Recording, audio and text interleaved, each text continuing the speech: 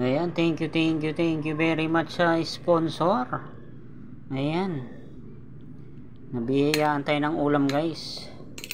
Iba na talaga pag solo life, binibigyan na lang ng ulam. Yummy.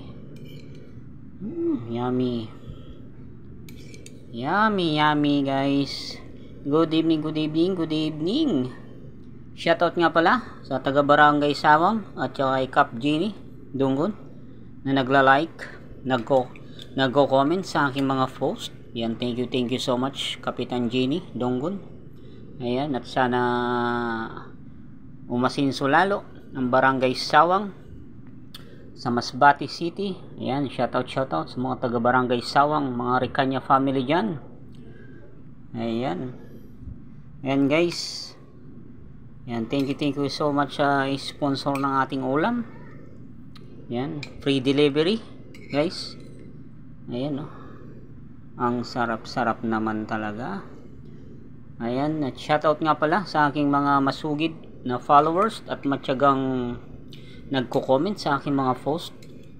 Ayan, shoutout.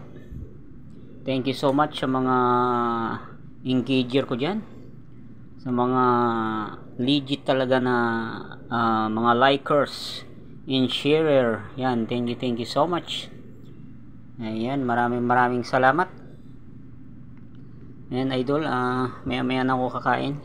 Medyo ito nga, ayan paga yung mga kamay natin guys, medyo ayan may mga ano pa ng simento. Yan, medyo nabigla tayo sa kaabot ng halo. Ayan, tingnan nyo maga.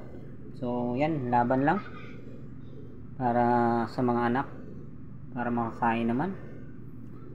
Ayan, laban lang tayo lagi sa buhay natin. Kaya yan guys, so maya kakain na rin ako.